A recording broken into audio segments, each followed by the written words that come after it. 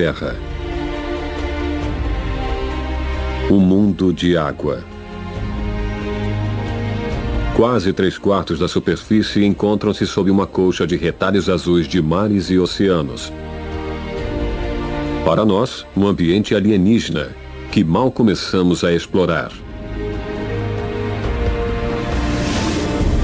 Formas de vida extraordinárias vivem nessas profundidades. Cada uma moldada por um mundo de imensa variedade e extremos.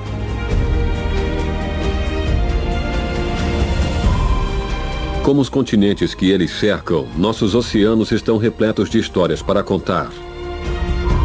Segredos para revelar. E personagens para conhecer. Esta é uma jornada para seu mundo lindo, mas frágil.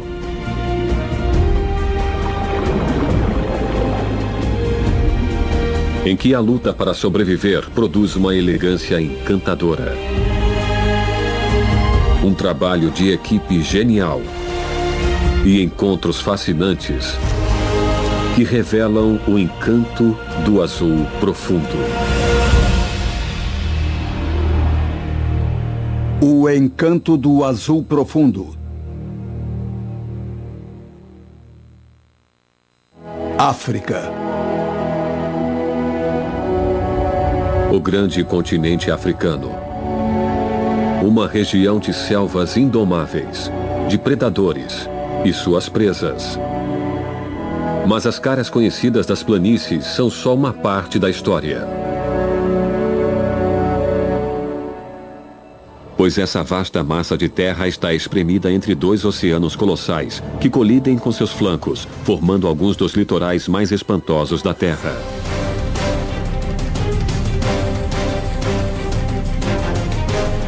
Dos recifes de águas tépidas do Oceano Índico aos recantos frios do poderoso Atlântico. A vida pode ser abundante, diversa e estar armada até os dentes. Cada ano, os caçadores assumem posição de destaque em um dos maiores espetáculos da natureza. Uma migração que rivaliza em escala e drama a de qualquer outra espécie do planeta. Quando bilhões de sardinhas juntam forças para combater um exército de predadores que está à espreita.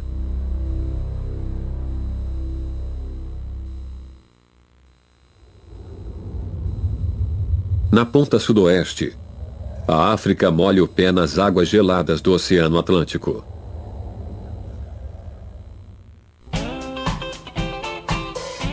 O litoral produtivo da Península do Cabo logo a transformou em um lar atraente para quem quer viver à custa do mar.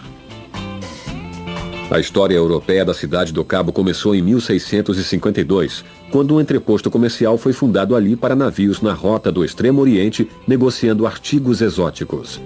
As casas de cores luminosas do quarteirão malaio são um lembrete multicolorido de um capítulo sombrio da história da cidade.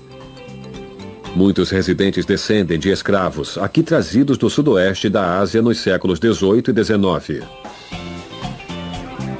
Hoje, a cidade do Cabo é uma mistura de culturas de todo o globo. Mas as tradições locais ainda têm seu lugar com muito orgulho.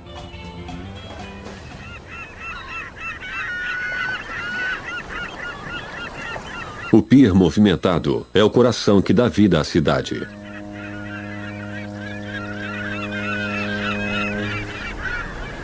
Desde sua construção em 1860, o pier oferece proteção das potentes tempestades de inverno na cidade do Cabo.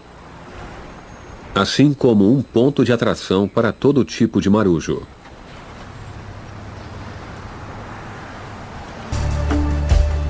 O Victorian and Alfred Waterfront se tornou o ponto turístico mais visitado da África do Sul. Mas os cafés, bares e lojas de souvenirs não são a única atração da cidade do Cabo.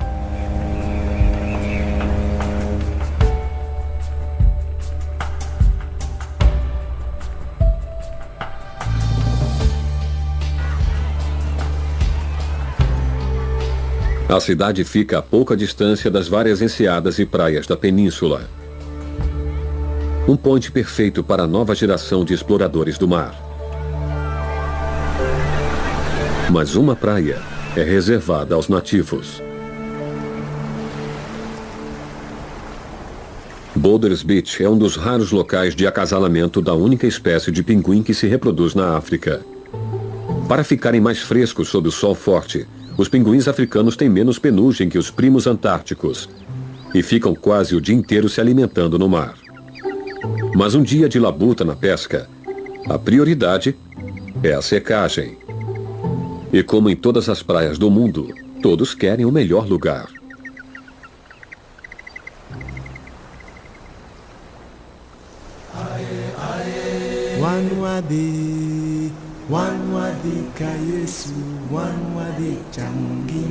A aurora sobre o cabo.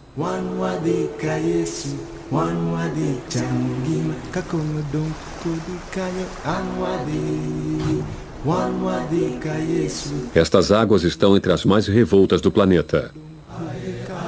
Mas a calma espelhada da manhã oferece perfeitas condições para se encontrar um dos mais fabulosos residentes da África.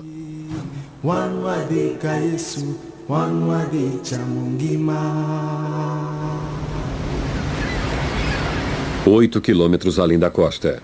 Baixas projeções de rocha oferecem um trampolim perfeito para milhares de lobos marinhos do cabo. Mas este terreno em particular fica no meio de uma vizinhança muito perigosa. Um canal profundo corre entre duas das ilhas. É conhecido como o Beco dos Tubarões.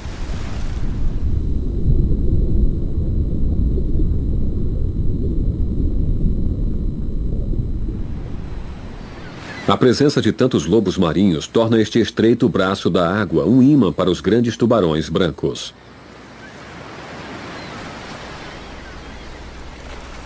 E para os mergulhadores que procuram um encontro inesquecível com o mais temido predador do planeta.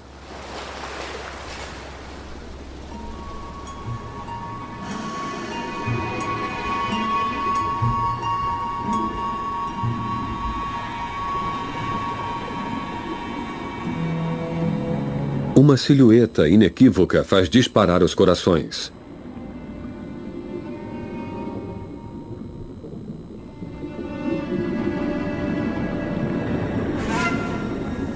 O tubarão pode ter captado o rastro oleoso da isca a 5 quilômetros de distância. Os tubarões brancos são famosos pela curiosidade e se aproximarão sem temor de barcos ou bisbilhotarão o resultado de uma pesca.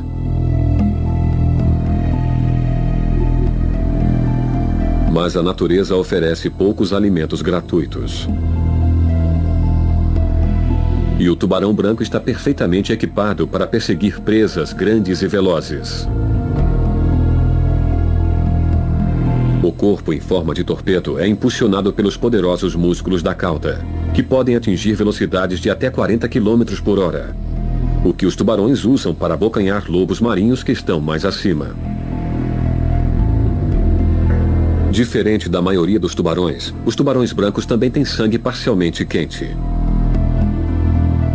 Manter os músculos de natação 5 graus acima da temperatura da água em volta os deixa prontos para a ação nas águas frias do cabo.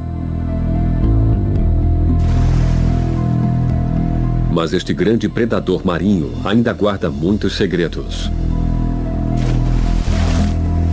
Tubarões etiquetados na África do Sul surpreenderam os pesquisadores ao reaparecer até na costa da Austrália. E nós pouco sabemos a respeito de sua reprodução, a vida social ou inteligência. O grande tubarão branco domina a nossa imaginação. Mas esperamos que não seja mais tão misterioso no futuro e nem tão mal compreendido.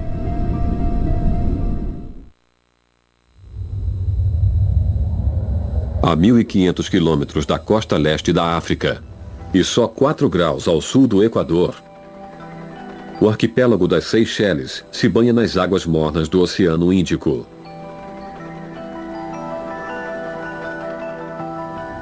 À primeira vista, este posto avançado de ilhas aparentemente tranquilas não poderia ser mais diferente da agitação desenfreada de cidades como a do Cabo. Mas logo após a arrebentação, existe uma vasta metrópole tão agitada e congestionada quanto qualquer selva de pedra. Nessas águas mornas e rasas, o Recife não dorme jamais. Os corais se elevam como arranha-céus, criando um lar tridimensional para uma comunidade quase urbana de peixes e invertebrados. Uma tamarutaca fica de olho no engarrafamento matinal. A maioria dos peixes do Recife só se mostram ativos durante o dia e acorda cedo para participar de um calendário frenético de alimentação, misturando-se com milhares de outras espécies.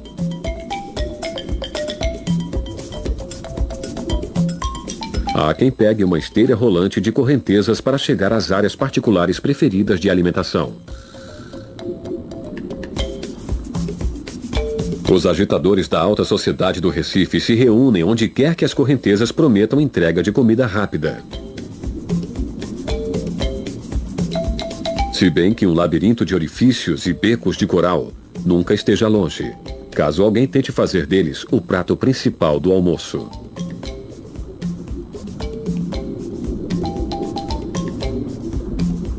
Para sobreviver no Recife, é preciso estar preparado para uma vida de corre-corre. Mas os corais que formam o tecido do Recife lançam suas fundações de forma imperceptivelmente lenta. Os corais que parecem pedras são, na verdade, colônias de minúsculos animais de corpo macio, conhecidos como pólipos. Os pólipos convertem dióxido de carbono e cálcio da água do mar em um esqueleto externo de carbonato de cálcio resistente, que a cada geração cresce mais na direção do céu. Algumas espécies de coral tomam formas achatadas. Outras se ramificam de forma intricada.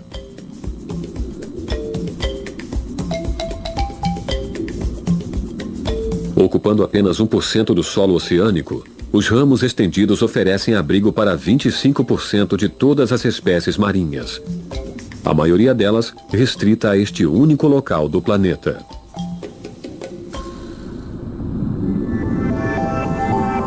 Para muitos habitantes do Recife, a cooperação é a chave para o sucesso. Peixes palhaços enxotam os predadores das anêmonas, em troca de proteção contra os tentáculos espinhosos. Aqui eles são imunes. Mas outras formas de trabalho em equipe são mais efêmeras. Este peixe-anjo imperador quer se esquivar da multidão e encontrar tempo para um pouco de mimo.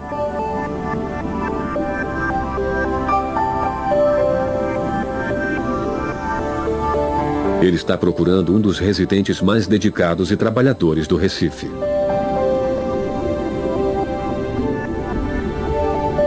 Felizmente, hoje não há fila. O bodião limpador ganha vida arrancando pele morta e parasitas do corpo e das guerras de peixes maiores.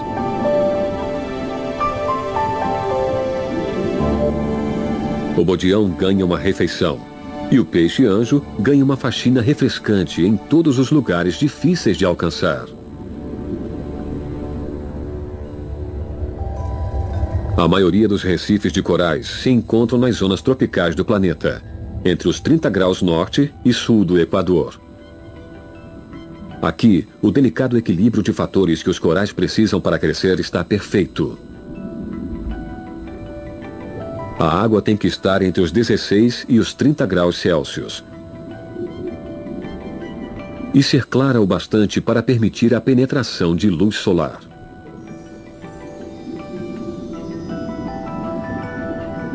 Os pólipos de coral contêm um tipo especial de alga que vive dentro de seus tecidos e usa a energia solar para produzir açúcar, assim como fazem as plantas. Os pólipos se beneficiam deste surto energético e a alga pode morar na fortaleza murada do coral, completando uma parceria perfeita ao reciclar os dejetos dos pólipos. Fortes correntezas também são vitais para o Recife, que filtram o jorro permanente de minúsculas criaturas planctônicas através dos tentáculos ansiosos dos pólipos. As correntezas têm que estar cheias de comida, mas nem tantos outros nutrientes que incentivem o crescimento de algas que roubem a luz do sol, que chega aos corais no fundo.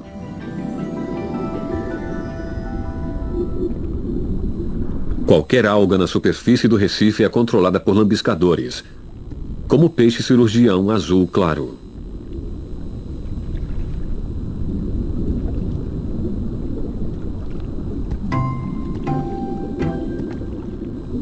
O nome dele foi inspirado numa espinha protetora próxima da cauda, que é tão afiada quanto o bisturi de um cirurgião.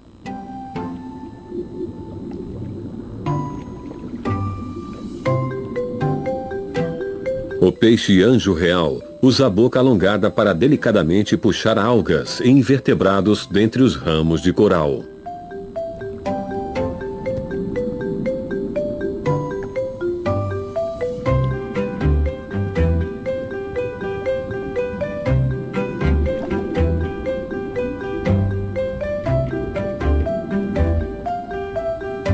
A dura carapaça externa do coral o protege de muitos pretensos predadores, mas não de todos. O peixe-anjo semicirculatus belisca os pólipos macios escondidos dentre as estruturas pétreas.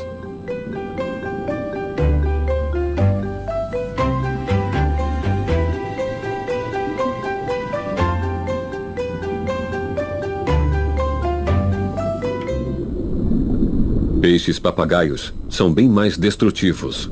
Eles usam os bicos de papagaio para arrancar nacos de coral, que são pulverizados por poderosos dentes na garganta.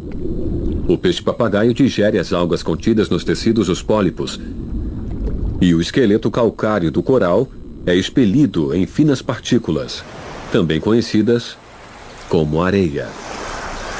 Alguns peixes-papagaio produzem até 90 quilos de partículas de coral por ano, que as águas levam para criar as praias de areia fina que nós achamos tão irresistíveis.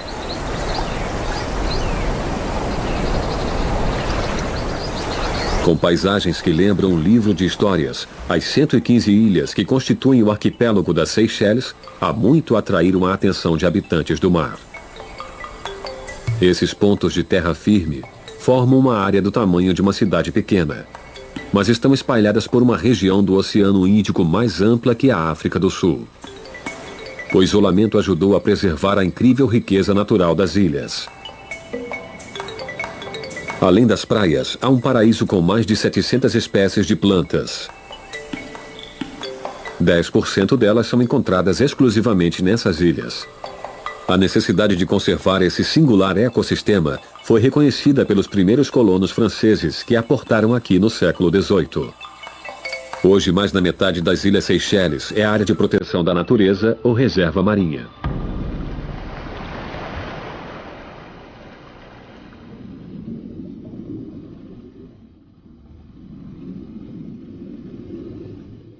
Peixes soldado listrados patrulham a área que lhes pertence aqui.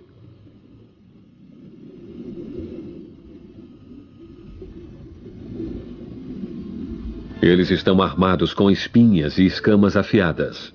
Mas são os cardumes em nado sincronizado que lembram formações militares, que lhes deram o nome. Diferente de muitos peixes de Recife, os soldados ficam mais ativos depois do escurecer. Os olhos avantajados lhes garantem visão noturna aguçada.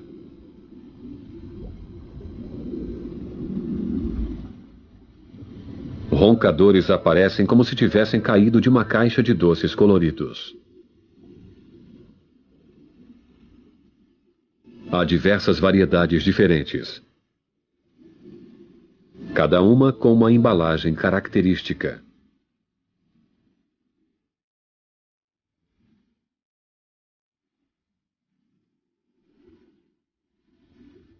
Listras ao estilo pijama.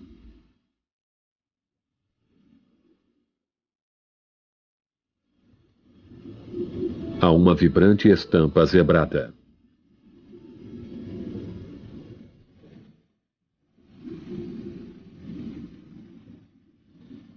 Todas as espécies compartilham de uma característica em particular. um par de lábios grossos e borrachudos que eles usam para aspirar pequenos peixes e crustáceos.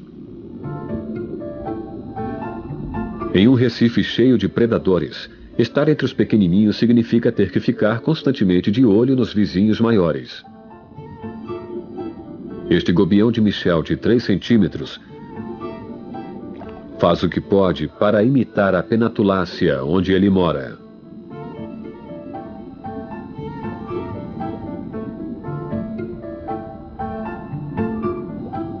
Este é um coral macio formado por uma colônia de pólipos que não produz casca e desempenha diferentes papéis na estrutura em forma de samambaia.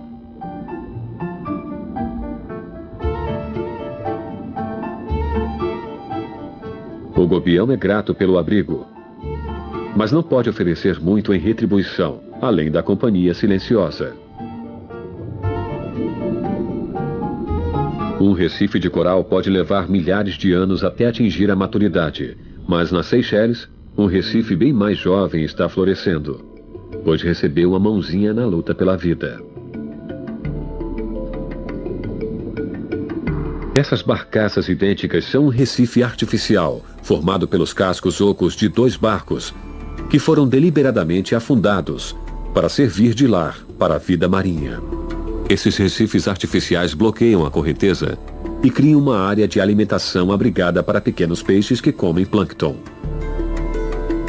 E para muitos predadores.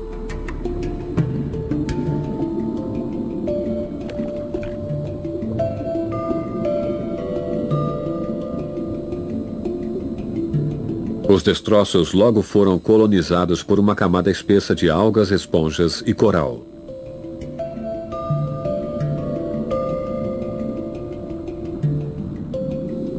A superfície acidentada oferece um esconderijo perfeito para aqueles que gostam de evitar os perigos do mar aberto.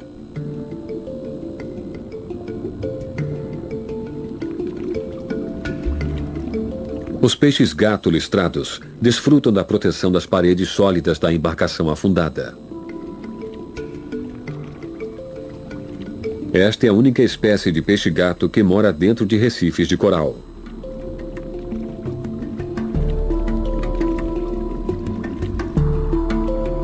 Pela força da união, os jovens melhoram as próprias chances de chegar à maturidade.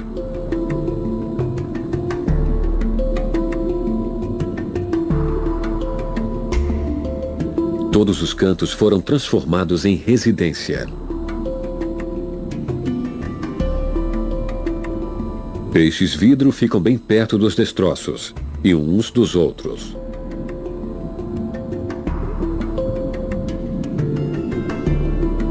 As nuvens iridescentes que eles criam confundem os predadores.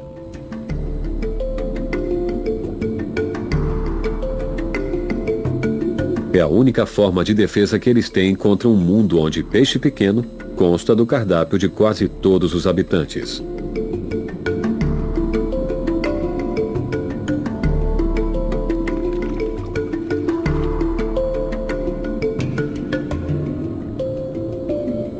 Mas os predadores também têm lá os seus truques.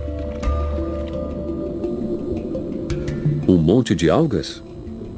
Ou um polvo?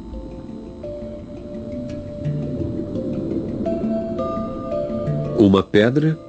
Ou um rascaço esperando que a próxima refeição se aproxime? Mas nem todos os habitantes da África se preocupam tanto em atrair a atenção. Nas águas frias do Cabo Sul-Africano, bilhões de sardinhas estão prestes a marcar sua presença.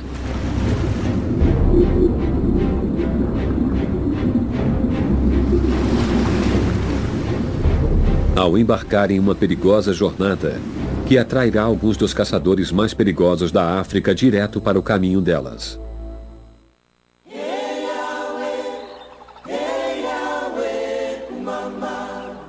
Uma aurora invernal desperta a costa selvagem da África do Sul.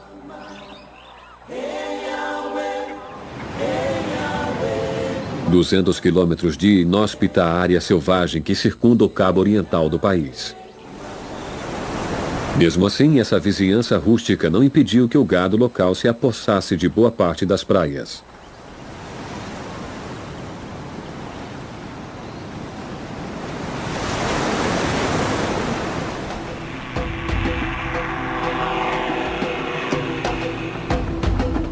Em junho e julho, todos ficam alerta para sinais do maior evento natural do ano.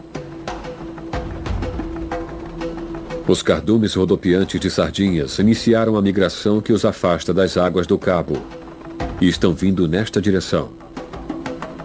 O peixe tem só 20 centímetros de comprimento, mas os cardumes que eles formam são tão vastos que dizem que podem ser vistos do espaço.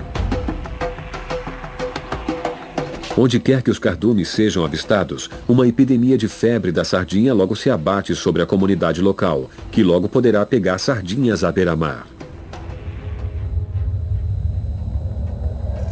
O território natal das sardinhas fica perto da ponta mais ao sul da África. Mas, por alguns meses a cada ano, elas ampliam o território ao trafegar ao longo da costa na direção dos campos de alimentação abundantes do Oceano Índico, 1000 quilômetros ao norte. Uma correnteza veloz e morna na direção sul espreme uma estreita faixa de água fria de encontro ao litoral africano. As sardinhas utilizam esse corredor de água fria na peregrinação anual. Mas os limites do canal as deixam encurraladas nas águas costeiras rasas, que oferecem pouco espaço de manobra e evasão contra os incontáveis predadores que as perseguem sem trégua. A vida nas águas da África pode ser muito abundante. Mas como todos os ecossistemas marinhos, ela também pode ser extremamente vulnerável. Os recifes de coral de todo o globo estão sob a ameaça de um mundo que pode estar mudando mais rápido do que a capacidade de adaptação deles. 60% dos recifes do planeta são ameaçados pela poluição, a pesca predatória e a especulação imobiliária nos litorais. As condições de crescimento dos recifes têm que ser tão delicadamente equilibradas quanto a elevação na temperatura da água ou um decréscimo na transparência, senão podem impossibilitar a sobrevivência dos pólipos.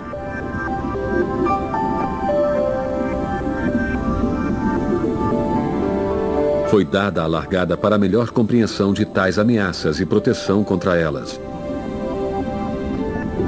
Se quisermos garantir que nossos recifes não desapareçam,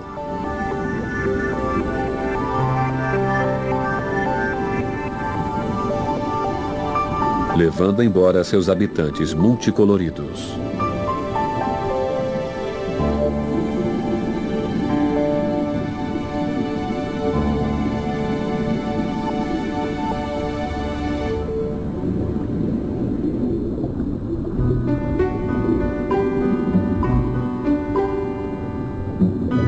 A tartaruga de pente também encara um futuro de incerteza.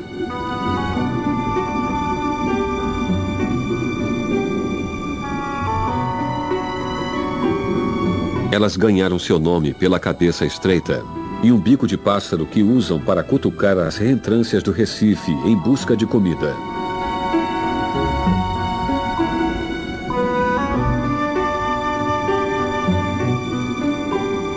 Elas são apreciadoras de esponjas e incluem na dieta várias espécies que podem ser tóxicas para outras criaturas.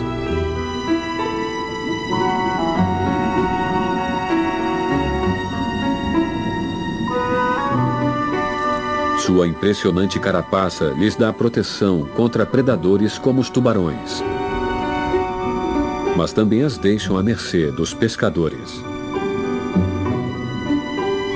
Nossa fascinação por sua linda concha, assim como pela carne e pelos ovos de tartaruga, levou muitas populações à beira da extinção. Depois de vagar pelo planeta nos últimos 50 milhões de anos, este gracioso viajante oceânico hoje flutua perigosamente à beira do precipício.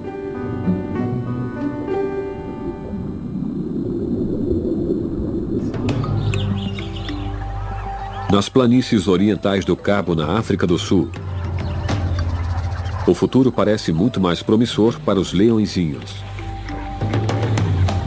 Contanto que consigam dominar a arte da caça. Com certeza, um galho faz às vezes de companheiro de treinos. Mas não há nada como um adversário de verdade ou ganhar uma briga com um dos irmãos.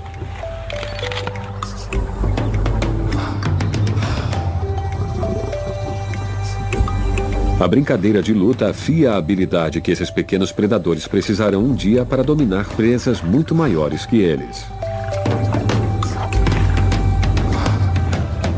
Mas treinar um pouco mais não faz mal algum.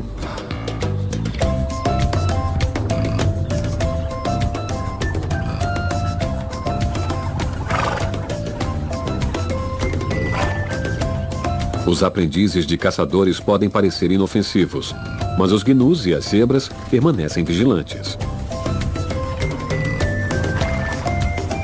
Eles estão acostumados a conviver com os predadores e sabem que quem baixa a guarda raramente sobrevive para repetir o erro. A necessidade de ficar perto do olho d'água preferido ajuda a manter a comunidade da savana bastante unida. Mas quando a margem está livre, o momento é perfeito para sorver um líquido refrescante.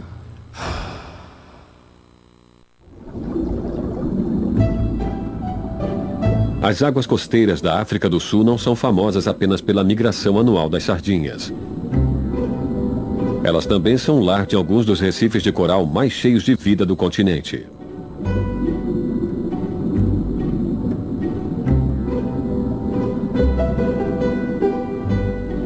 A Baía de Sodwana é um refúgio para mais de 1000 espécies de peixes que formam um elenco com todas as cores do arco-íris.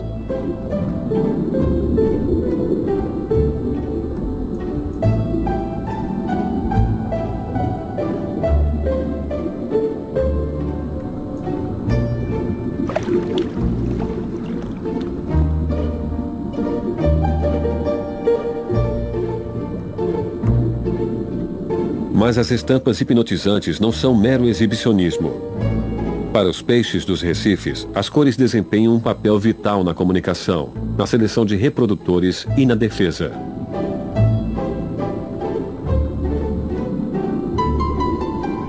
A garopa tenta se esconder atrás das pintas de leopardo.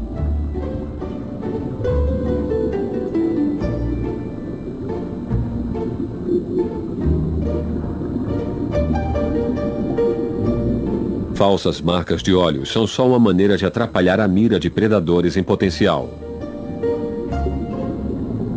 Imagina-se que os peixes veem as cores de modo muito diferente dos humanos e podem detectar faixas de ondas de luz invisíveis aos nossos olhos. Cores tão berrantes para nós podem, na verdade, permitir que eles se confundam com o fundo dos corais, das pedras e do mar. Para os vistosos residentes do Recife, o mundo caleidoscópico está cheio de mensagens e conversas animadas em um idioma de cores que nós apenas começamos a compreender.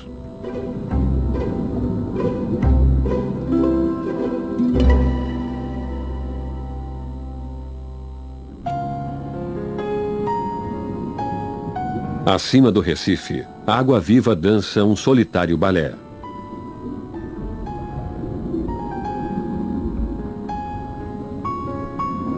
Mas qualquer criaturinha que se enrosque nos tentáculos esvoaçantes verá que foi parar no meio de um abraço ardente e mortal.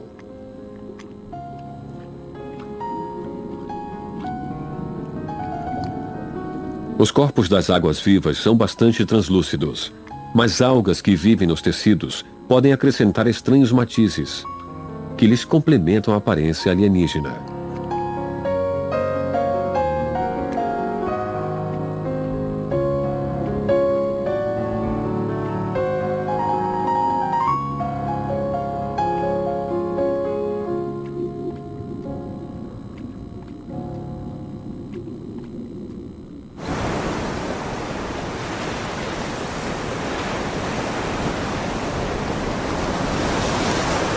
No litoral, os observadores de sardinhas localizaram o primeiro cardume do ano. Era a notícia que as equipes de mergulhadores esperavam.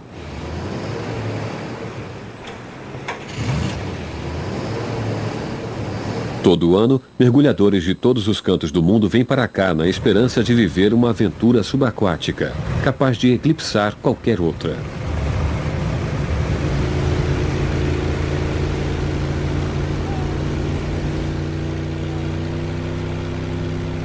Lutando para ultrapassar a arrebentação, eles se preparam para participar da caçada.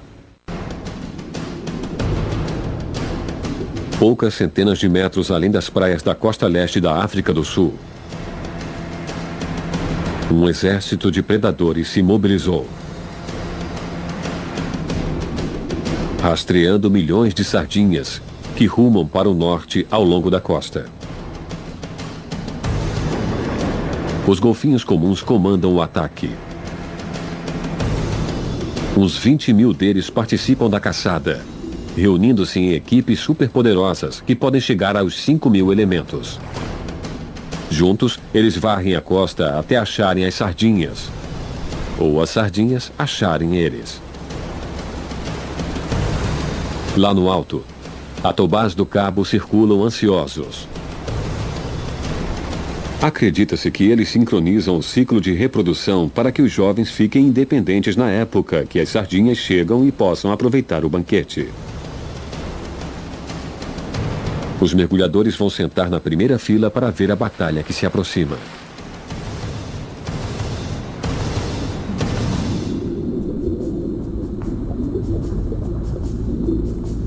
Lá embaixo, cações baleeiros entram em prontidão.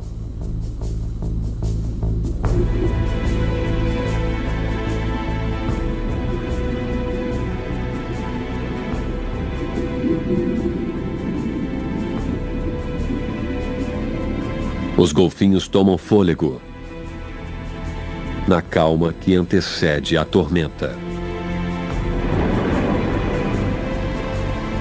40 toneladas de baleias jubartes saltam pela água. Os gigantes do oceano se dirigem aos campos de alimentação polares e não se desviarão nem por um potencial banquete em promoção. Mas chega de boas notícias para as sardinhas.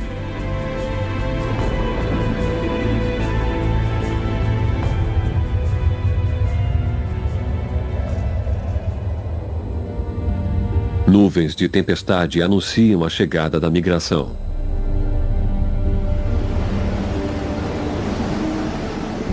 Ondas e ondas de sardinhas se aglomeram em cardumes que podem chegar a ter 7 quilômetros de comprimento, 1,5 km de largura e 30 metros de profundidade. A massa combinada de sardinhas pode superar a grande migração de gnus da África. À medida que as sardinhas passam, os predadores que deram tanto duro para chegar até aqui podem finalmente recolher a recompensa.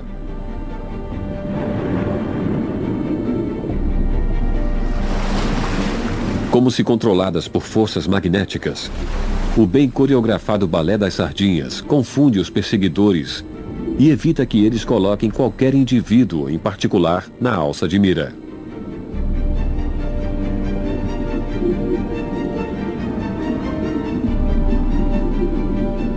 Unidas, elas se protegem. Mas como os predadores sabem, divididas, elas sucumbirão.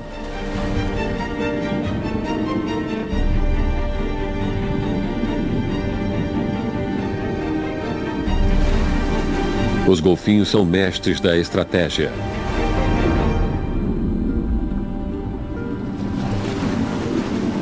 Trabalhando em equipe, eles acossam as sardinhas ao soprar muralhas de bolhas que lhes bloqueiam a rota de fuga.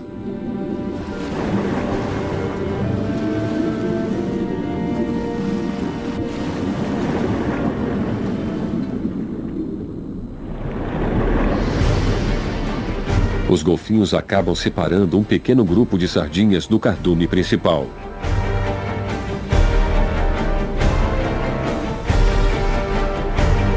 Um grupo que serve de isca.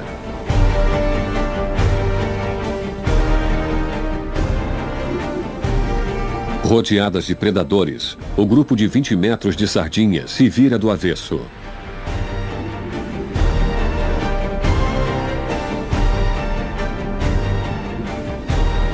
Quando os tubarões entram na disputa, resta um único lugar para onde fugir.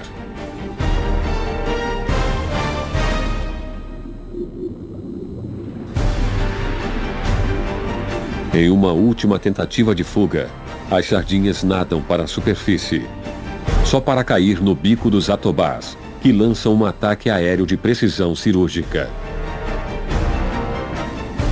A 30 metros de distância, eles se lançam no mergulho a 100 km por hora, para agarrar sardinhas ainda 10 metros abaixo da superfície. Em menos de 20 minutos, o grupo que serviu de isca será dizimado. Nas próximas semanas, as sardinhas perderão muitas batalhas como esta. Mas, ao fim da guerra, elas triunfarão. Os vastos contingentes garantem que elas sobreviverão em número suficiente para dar prosseguimento ao dramático ciclo da vida delas. É uma estratégia que garante a sobrevivência de muitos, mas para uns poucos azarados. O jogo acabou.